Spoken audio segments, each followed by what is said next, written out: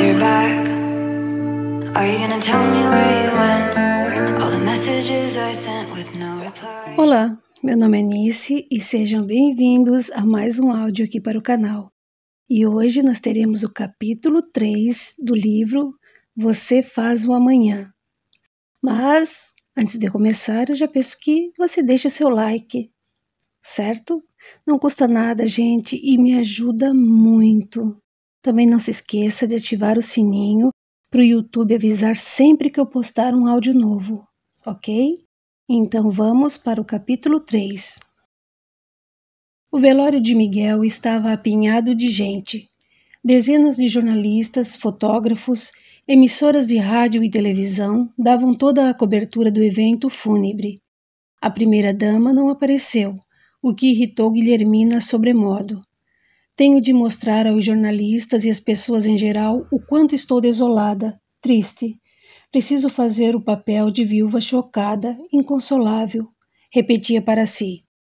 Ana Paula ficou próxima ao caixão o tempo todo, não desgrudando dele um minuto sequer. Mesmo com a urna lacrada, ela ficava ali, como se de alguma maneira pudesse sentir o pai presente. Luiz Carlos fazia a parte social, a mando da mãe. Guilhermina o proibira de derrubar uma lágrima que fosse. Ele era agora o homem da família, e tinha de se portar como um gouveia penteado. Luiz Carlos concordou, nunca ousara contrariar a mãe. Fez tremendo esforço para não chorar. Quando a emoção vinha forte demais, ele pretextava ligeiro mal-estar e corria até o banheiro. Trancava-se no cubículo e extravasava sua dor, chorando copiosamente. Depois de algum tempo, lavava bem o rosto, respirava fundo e voltava para os cumprimentos. Guilhermina estava preocupada. Adorava o filho, mas precisava e queria casar-se com Ramírez. Luiz Carlos estava maduro e pronto para casar, acreditava ela. Isso seria uma boa ideia. Era só abrandar um pouco seu ciúme. Arranjaria uma nora tonta, bem fácil de ser manipulada, e estaria tudo resolvido. Ramírez já tinha dado sinais de que não iria sustentar Luiz Carlos tal qual fizera Miguel. Guilhermina era geniosa, mas não batia de frente com Ramírez. Além de apaixonada, havia o dinheiro do espanhol na jogada. Na verdade, ela estava numa sinuca de bico. Amava o filho acima de tudo, mas não podia perder o excelente partido que Ramírez representava. Ela passou a noite inteira pensando numa maneira de resolver essa situação. Ela era inteligente e logo teria uma ideia brilhante. Foi durante o enterro, quando o caixão estava sendo depositado no mausoléu da família, no cemitério do Araçá, que Guilhermina teve um lampejo. Cutucou o filho e perguntou baixinho: aquela lá no canto não é Maria Cândida? Filha do Otto e da Zaira Hennerman? É ela sim. Por quê? Está sozinha. Cadê os pais? Os pais estão tratando de negócios na Argentina. Ela não é de todo feia, não acha? Luiz Carlos procurou disfarçar o sorriso. Você está pensando em quê? Em nada, meu filho, nada. Mas ela é solteira e milionária, não é? Ninguém quer saber dela, é muito feia. Bobagens. O que importa é a conta corrente dela. Precisamos nos aproximar da família Hennerman. O que acha? Eles são judeus, mãe. Quem disse? O pai dela tem tatuado no pulso o número pelo qual era designado no campo de concentração durante a Segunda Guerra Mundial. Faz questão de mostrar a todos sempre que tem oportunidade. E daí? Jesus não foi o rei dos judeus? Sim, mas judeu e católico nos dias atuais não combina muito. Guilhermina conteve o riso. Está tudo certo, Luiz Carlos. Por dinheiro você se converte. Eu me converto para nenhum judeu botar defeito. Mãe?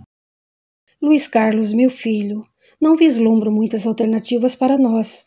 Mentiu. Sua irmã não tem a beleza necessária para arrumar um pretendente rico, à altura de nossa família. E depois de todo esse vexame, não vai haver ninguém que queira se casar com sua irmã. Comigo vai acontecer o mesmo. O nosso meio social é hipócrita. Veja quantos amigos meus que não vieram ao enterro. Sumiram todos. Não somos mais interessantes para a classe A. Guilhermina meneou a cabeça negativamente para os lados. Você é diferente. Não sou, mãe. Eu e Ana Paula estamos no mesmo barco. Não queira se comparar à sua irmã. Você é bonito, sedutor. Puxou a mim. Não está querendo que eu me aproxime de Maria Cândida, está? Ainda não. Ela baixou o tom de voz. Agora precisamos parar de falar. As pessoas estão nos encarando. Vamos até aquele canto, apontou, para receber os pêsames. No meio da balbúrdia, Susana pedia licença às pessoas à sua frente e, depois de muito esforço, aproximou-se do túmulo. Trajava um conjunto preto, cabelos presos num rabo de cavalo. Estava acompanhada de simpático jovem, usando um costume preto de corte impecável. A moça fez singela oração e, em seguida, dirigiu-se a Ana Paula. Meus sentimentos. Obrigada. Sinto muitíssimo pelo ocorrido. Susana a abraçou. Mesmo tendo visto Ana Paula muito poucas vezes, falavam-se mais ao telefone. Susana sentia grande carinho por ela. Sabia que a filha a amava Miguel de verdade e que aquelas lágrimas eram de fato sinceras, bem diferentes das de Guilhermina. O moço atrás de Susana cumprimentou Ana Paula. Meus pêsames. Ela assentiu com a cabeça. Sou irmão de Susana. Meu nome é Fernando. Admirava muito seu pai. Ana Paula, pela primeira vez, desde a tragédia, esboçou um sorriso. Simpatizou com o rapaz. Em seguida, baixou os olhos pesarosos. Continuou atenta ao trabalho dos coveiros. Mesmo sendo um momento doloroso, queria ficar ali até que terminassem o serviço. Na verdade, Ana Paula estava com medo de voltar para casa. Seu companheiro, seu amigo, seu protetor, estava sendo enclausurado naquele frio e portentoso mausoléu, para sempre. O que seria de sua vida dali para frente? Susana e Fernando, após cumprimentarem os funcionários do escritório, dirigiram-se até a viúva. Sinto muito, dona Guilhermina. Guilhermina fez um gesto com a cabeça, porém nada disse. Luiz Carlos adiantou-se. Estamos muito abalados. Mamãe está inconsolável e um pouco sedada pelos calmantes. Por favor, preferimos ficar a sós. Susana e Fernando foram para um canto do cemitério, cada vez mais apinhado de gente. Vamos orar pelo falecido, sentenciou Susana. Dr. Miguel precisa de muita oração, redarguiu Fernando. Estou sentindo uns calafrios. O ambiente está carregadíssimo. Primeiro, não se esqueça de que estamos dentro de um cemitério. A energia no local não chega a ser as mais sutis, disse ela sorrindo. E para piorar o panorama, só há 2 pessoas que estão sentidas de verdade com a desencarnação do Dr. Miguel. Percebi que Ana Paula está inconsolável. Luiz Carlos está tentando segurar a emoção, mas também está com os olhos inchados. Sim, concordou Susana. O resto das pessoas está mais interessado em aparecer nos jornais de amanhã, nas revistas da semana. Querem fofocar ou mesmo tripudiar sobre o ocorrido. Susana e Fernando, embora tivessem educação católica, eram simpáticos ao espiritismo. O pai deles era devotado medianeiro numa casa espírita. Tentava convencer os filhos a seguirem a doutrina de Allan Kardec, mas não encontrava meios de convencê-los. Fernando não compactuava com determinadas pregações no recinto, questionava muita coisa, inclusive alguns tópicos da doutrina espírita. Uma noite fora repreendido pelo palestrante do centro espírita. Fazia perguntas demais e orava de menos, segundo o palestrante. Os irmãos foram diminuindo sensivelmente as visitas ao centro. De vez em quando tomavam um passe, mas não se interessavam pela palestra. E, ademais, tinham suas vidas para seguir e dispunham de muito pouco tempo para frequentar o local. Preferia comprar livros que tratassem de maneira séria a reencarnação, a vida após a morte. Tinham maneiras muito parecidas de observar a vida, e, pela sensibilidade educada através do estudo e da observação dos fatos, Fernando e Susana sentiam que havia algo meio estranho no comportamento de alguns dirigentes daquele centro. Não conseguiam identificar o que era, mas não simpatizavam com o local. Entretanto, como estavam sempre abertos ao conhecimento espiritual, não esqueceram o que o pai lhes dissera antes de saírem de casa para o enterro. Ao adentrarem o cemitério, peçam mentalmente ajuda aos socorristas do astral que ali se encontram. Pode deixar, pai, concordou Susana. Sei que numa situação dessas, o mais importante é orar pelo falecido, a fim de que espíritos abnegados que trabalham no cemitério possam ajudá-lo no desenlace, se isso for possível. Ou mesmo que amigos da espiritualidade maior possam desligar os últimos laços que prendem o Dr. Miguel ao corpo físico, se é que esses espíritos do bem têm permissão para tanto, ajuntou Fernando. Fernando e Susana não tinham condições de explicar, mas sentiam naquele exato momento que Miguel precisava de muita, mas muita oração, pois muito provavelmente seu espírito ainda estava preso ao corpo físico. Na verdade, os dois irmãos eram dotados de extrema sensibilidade, e aqueles calafrios que Fernando sentia, como veremos adiante, tinham razão de existir. Adélia terminou de coar o café e colocou o bule sobre a mesa. Torceu as mãos no avental, consultou o relógio no alto da parede e correu para acordar o marido. Subiu ligeira a escada, dobrou o corredor e entrou no quarto. Está na hora, meu querido. Odécio levantou-se meio tonto. Dormira muito mal. Tivera pesadelos horríveis. Entretanto, tinha de pegar no batente. Não podia dar motivos aos patrões. A situação econômica do país não estava nada fácil. A inflação corroía os salários e pipocavam greves em todos os setores a todo momento. Ele estava bem empregado na metalúrgica do Dr. Roberto Marzola. Era torneiro mecânico. Ganhava bom salário. Levantou-se com dificuldade, calçou os chinelos e respondeu com voz amável. Já vou, meu bem. O café está na mesa. Lave-se e se vista logo. Acordou o Fernando? Vou acordá-lo agora mesmo.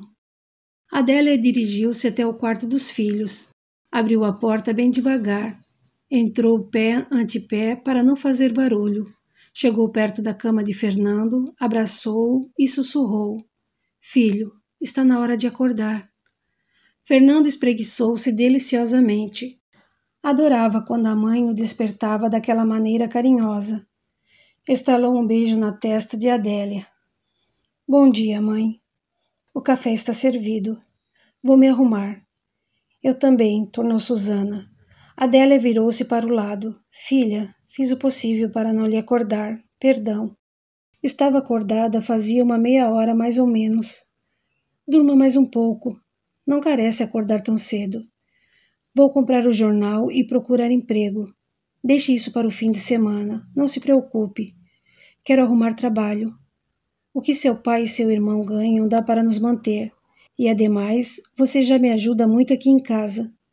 Eu continuarei ajudando você, como sempre fiz. Mas, filha... Susana sentou-se na cama, alisou os cabelos. Nem mais, nem meio mas. Temos o fim de semana, se esqueceu? Quando trabalhava no escritório do Dr. Miguel.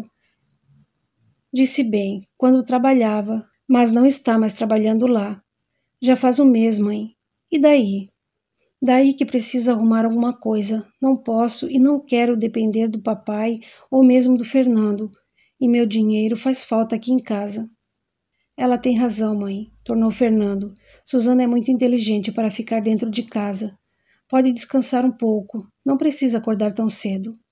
Preciso sim, disse a moça ao mesmo tempo em que se levantava da cama. E depois, quando eu arrumar emprego? Vai ser difícil acordar cedo de novo. Prefiro manter o hábito.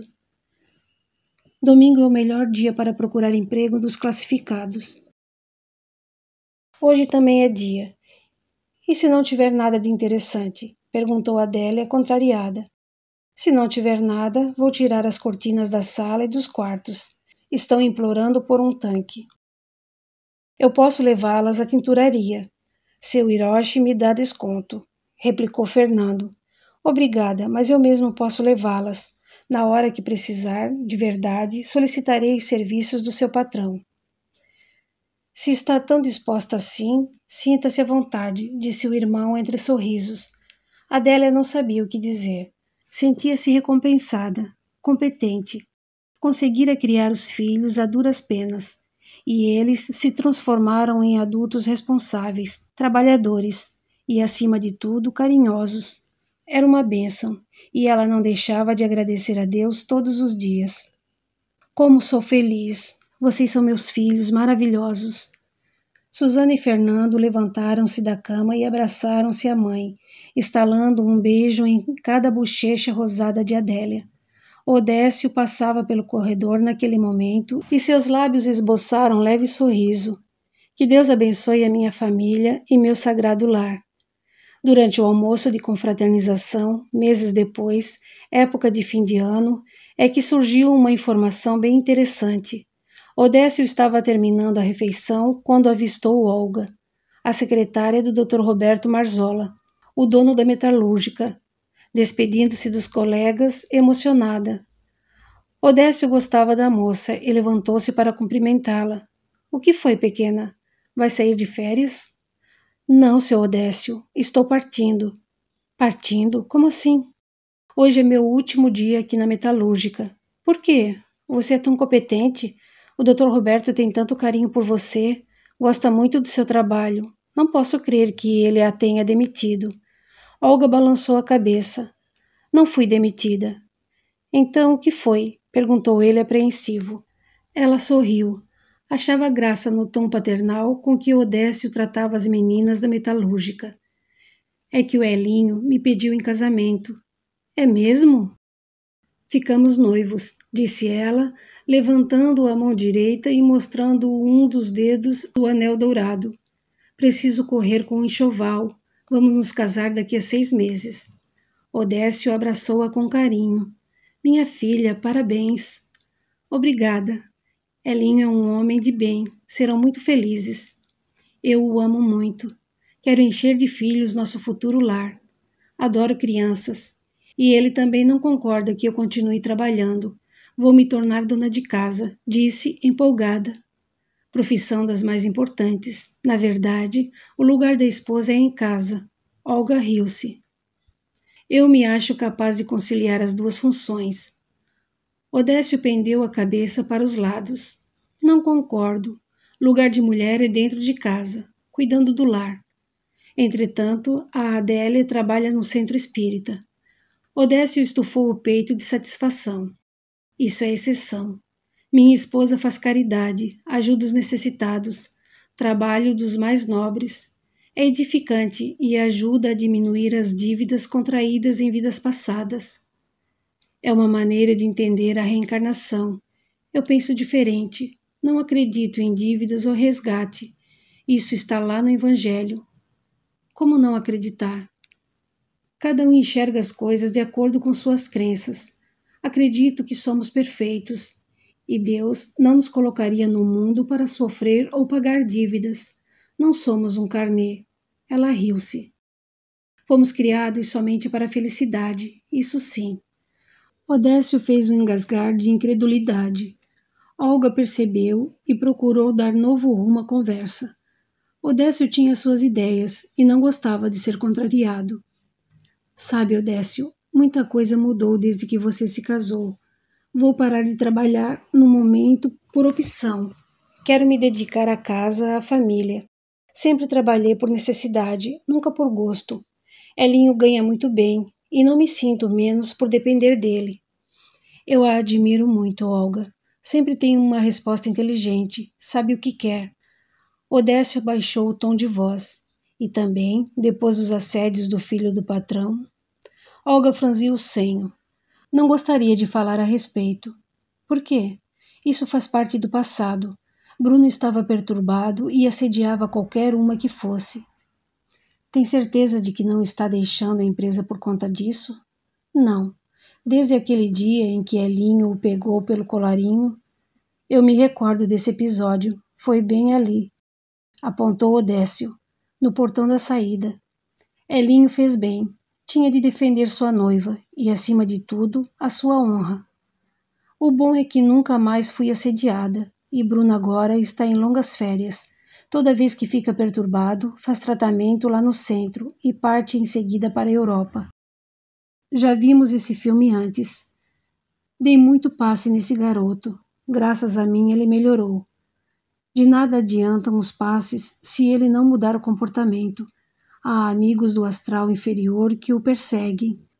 Bruno não tem culpa do assédio dos amiguinhos inferiores. Claro que tem. Ele é um pobre coitado, Olga. Tenha piedade dele. Coitado, uma ova. Diz isso porque ele não assediou sua filha. Queria ver se o Bruno desse uma de assanhadinho para cima da Susana. Odécio ficou vermelho. Nunca pensara nisso. Mudemos de assunto, disse ele, sem saber o que responder. Desejo tudo de bom para você, Odécio. E quero Susana e Fernando no meu casamento, além da Adélia. Conte com nossa presença. Abraçaram-se novamente. Olga perguntou a queima-roupa. Susana já arrumou emprego? Ainda não. A situação não está nada fácil. O Dr. Roberto não mandou o departamento pessoal abrir vaga. Disse que trata disso depois que voltar de férias. Se quiser, eu posso falar com ele sem compromisso. Você sabe que a indicação ajuda muito, ainda mais para um cargo que exige discrição e responsabilidade, como o meu. Os olhos de Odécio brilharam emocionados. Faria isso por minha filha? Gosto muito de Susana, de vocês todos. O tratamento que recomendou a minha mãe foi tão importante para o fortalecimento dela. Somos muito gratos à ajuda que nos prestou quando estávamos sem esperança, quando os médicos abandonaram o caso, dizendo que a medicina não tinha mais nada a fazer por mamãe. Essa é minha missão, ajudar os necessitados. E curou minha mãe. Odécio riu vaidoso. Nasci com esse dom. Ser médium não é nada fácil, mas eu uso de minha mediunidade para ajudar as pessoas, e a minha missão nessa encarnação. Ficaram conversando amenidades, até que Olga por fim despediu-se do restante dos colegas e se foi. Odécio não via a hora de transmitir à filha a possibilidade de emprego na metalúrgica, local em que trabalhava havia mais de 10 anos. Adorava seu emprego. O Dr. Roberto Marzola era um bom homem, inteligente, culto e, acima de tudo, trabalhador. Chegara adolescente ao Brasil, como a grande massa de imigrantes italianos que aqui chegou. Sua família desembarcou com uma mão na frente e outra atrás. Depois de muito labutar, fundou com um dos irmãos a metalúrgica, que, graças ao fortalecimento da indústria automobilística nos últimos anos, prosperava cada vez mais, tornando-se uma das mais conhecidas na capital paulista. Roberto também não se importava com os costumes ou crença dos empregados. Tinha a mente aberta. Embora católico não praticante, simpatizava com tudo o que estivesse relacionado à espiritualidade. Tinha admiração por Odécio, porquanto frequentava o centro espírita onde seu prestimoso empregado trabalhava havia alguns anos. O dono da metalúrgica entrou no carro, contornou os portões da indústria e parou pouco antes, próximo ao ponto de ônibus. Odécio, como vai? Esqueci de me despedir de você, meu caro. Que é isso, Roberto? Com tanta gente querendo cumprimentá-lo. Mas logo o outro ano vai se iniciar e estaremos juntos novamente. Isso sim, funcionários como você me dão alegria em continuar a fazer essa empresa crescer. Odécio baixou a cabeça comovido. Obrigado. Odécio, meu caro, sempre lhe serei grato. O que fez pelo meu filho Bruno não tem preço. Fomos a médicos e hospitais, gastei fortunas, e você o curou de novo. Eu não curei ninguém, sou instrumento da espiritualidade, nada mais. Mas sempre lhe serei grato. Ele vai ficar muito tempo na Europa? Mais um tempo. Bruno precisa de novos ares. Sabe como é? Essas perturbações deixam o meu menino muito cansado, esgotado. Nada como a Europa para lhe recompor as forças. E as moças culpam o Bruno pelos assédios. Roberto coçou a cabeça. Ele também acreditava que as moças eram culpadas, até saber da história envolvendo seu filho e Olga. Ela sempre fora uma secretária acima de qualquer suspeita. extremamente discreta e educada. Quando soube do assédio do filho, preocupou-se para valer. Odécio cortou seus pensamentos. Bruno é vítima indefesa. É atacado por forças invisíveis do astral inferior. O pobre coitado não tem culpa. Coisas dele de outra vida. Disso não entendo patavina. Entretanto, você é o responsável por meu filho estar vivo e bem. O que é isso, Roberto? Essas coisas fazem parte do meu karma. Mais uma vez, obrigado. A vaidade de Odécio atingia as alturas toda vez que recebia esse tipo de elogio. Não havia dia que fosse em que Roberto não o agradecesse pela cura do filho. Isso deixava Odécio embevecido e orgulhoso de seus dons mediúnicos. Ele até teria prazer em continuar a ouvir mais elogios. Entre mentes, estava ansioso demais em relação à vaga deixada por Olga. Assim que apareceu uma brecha na conversa, ele pigarreou e tornou. Fiquei sabendo de uma vaga de secretária. Olga conversou comigo. É mesmo? Perguntou surpreso. Sim. Por que nunca me disse que sua filha estava procurando emprego e que era secretária? Porque uma coisa não tem nada a ver com a outra. Não confundo as coisas. Meu velho e bom Odécio, íntegro como sempre. Esse é meu lema, disse entre sorrisos. Sua filha tem boa experiência? E como? Trabalhou por 3 anos no escritório do Dr. Miguel Gouveia Penteado. Ele baixou o tom de voz. Aquele pobre coitado que se matou? Roberto abriu e fechou a boca. É mesmo? Ela trabalhou para aquele sujeito? Sim, para quem trabalhava na região nobre da cidade. Não sei.